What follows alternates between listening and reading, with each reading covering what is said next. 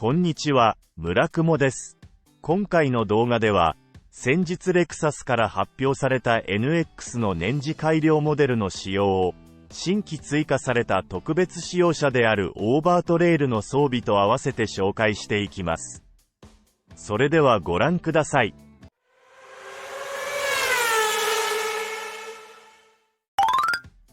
まずはグレード体系についてです。NX は次世代レクサスの幕開けとして登場したモデルとなっていたため、かなり気合の入ったモデルであり、ご覧の通り、パワートレーンの選択肢なども非常に豊富となっており、車両本体価格はご覧の通りです。今回設定された特別仕様車のオーバートレールのコンセプトは人と自然とモビリティの共生となっており、多様なアウトドアスタイルに寄り添う特別装備が与えられています。グレード選択の注意点としては、NX250 には F スポーツ、オーバートレールの設定がないこと、NX350 は F スポーツ、オーバートレールの設定のみであることが挙げられ、パワートレーンの選択によって選択できるグレードが異なるため、注意です。続いてグレードの選択肢に直結するパワートレーンについてです。NX には4種類のパワートレーンが設定されており、内訳としては直列4気筒 2.5 リッターガソリン仕様である250。そのエンジンにモーターを組み合わせたハイブリッド仕様である 350H。さらに大容量のバッテリーを組み合わせたプラグインハイブリッド仕様である 450H プラス。直列4気筒 2.4 リッターターボエンジン仕様である350が設定されています。今回の年次改良においてパワートレーンのスペックに改良は加えられていませんが、ハンドリングのダイレクト感を向上させるため、リアボディ部分にブレースの追加を実施することでボディ剛性の向上が行われていたり、スムースな発進やアクセル操作に対するリニアリティの向上のための走行制御の改良が 450H プラス 350H、350に前後トルク配分の見直しが350に行われていたり、室内の静粛性を高めるための改良が行われています。また、オーバートレイル仕様では電子制御サスペンションの専用チューニングが行われており、オフロード走行時の乗員の揺れを軽減する特別装備が与えられています。続いて内外装飾紹介。まずは外反色からになります。外反色にはご覧の通り、全12色が設定されており、今回の年次改良のタイミングでソニックカッパーが NX にも設定されました。また、オーバートレイル限定色であるムーンデザートが設定されている点も注目です。注意点としてはグレード選択によって選択できる外反色が異なる点であり、F スポーツを選択した場合はご覧の外反色、それ以外のグレードを選択した場合はご覧の外反色が選択可能となっているため、注意です。続いて内装飾についてです。内装飾としてはご覧の9バリエーションが設定されています。今回の年次改良のタイミングでバージョン L にソリスホワイトが追加、全グレードでヘーゼルが選択可能となっており、オーバートレイル専用色としてモノリスが設定されています。こちらも外反色同様、グレードによって選択できる内装飾が異なり、バージョン L ではこのカラー、F スポーツではこのカラー、それ以外のグレードではこのカラー、オーバートレイルではモノリス一択となっており、注意です。また、内装を彩るオーナメントもご覧の通り、選択したグレードごとに異なります。外観紹介を行っていきます。内外装紹介ともに改良前の NX450H プラス、バージョン L をベースに行っていきます。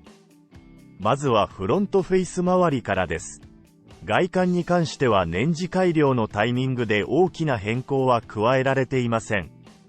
特徴としてはレクサスおなじみのスピンドルグリルであり、複雑なメッシュ形状が光を反射させ、高級感が先代よりも増しているように感じます。また下部にはダクトのような形状が設けられており、SUV らしい力強さも兼ね備えています。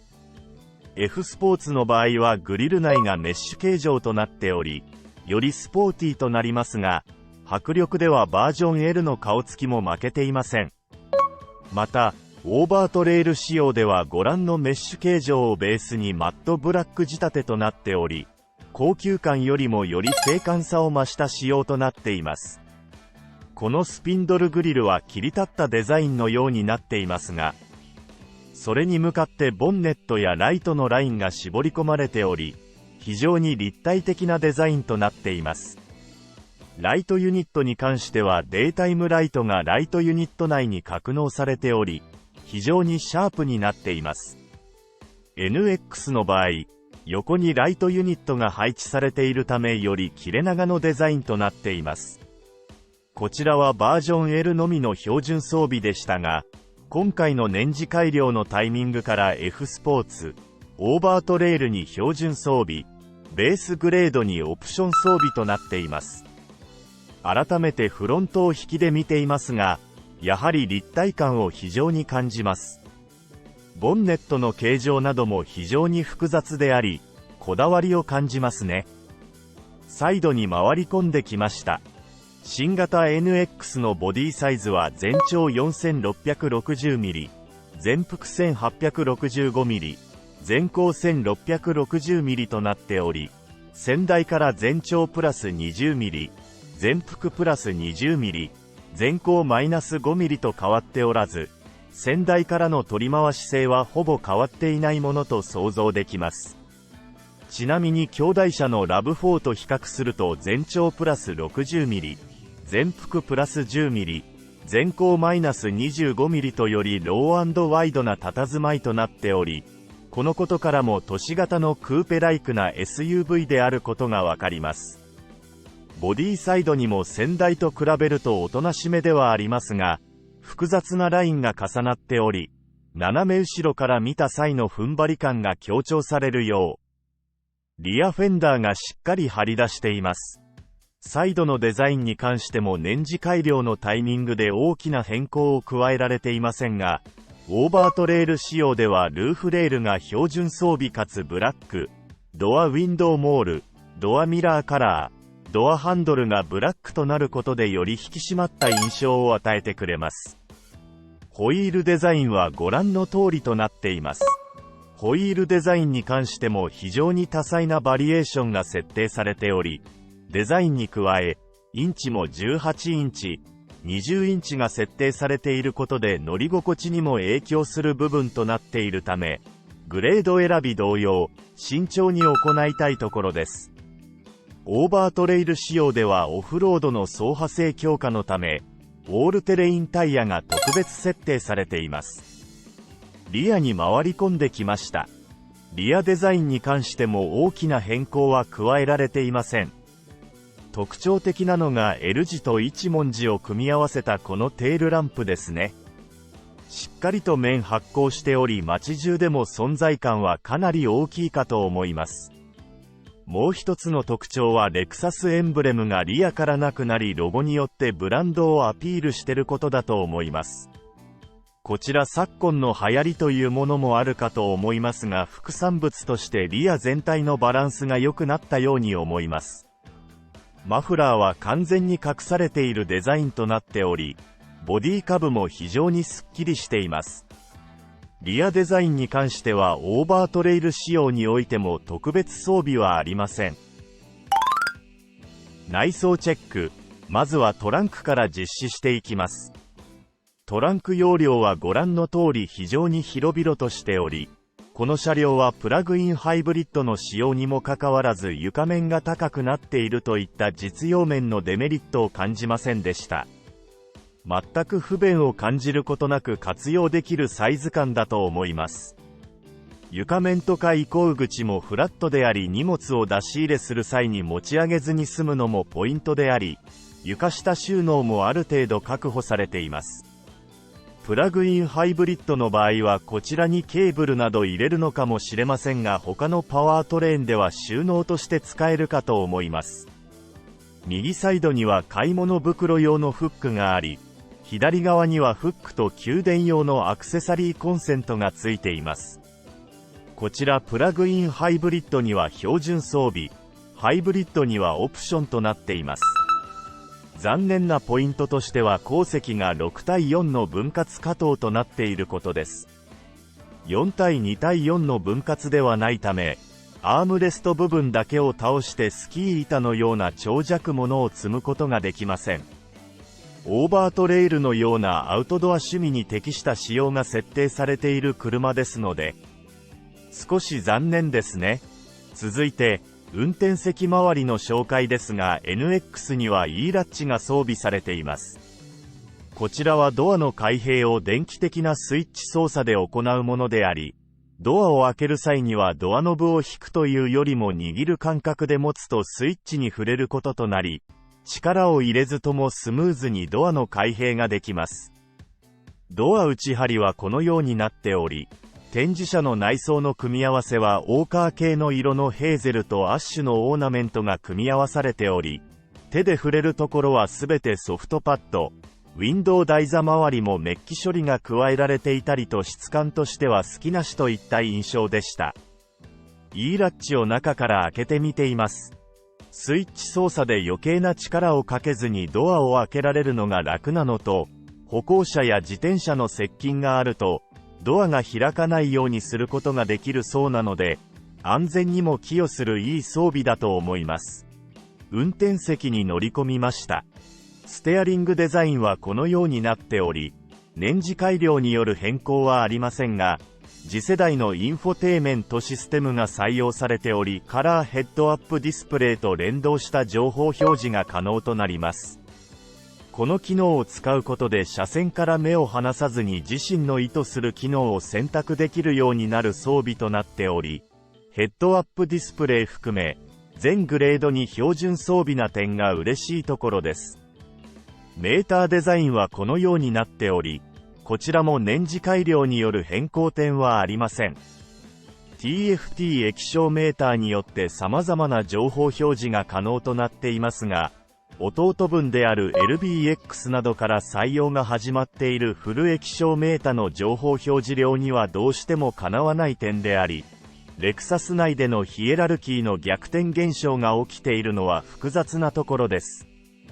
予防安全装備としては、最新のレクサスセーフティシステムが導入されており、前走車と一定の距離を持った走行を支援する、レーントレーシングアシスト機能や右左折時の歩行者などにも対応する、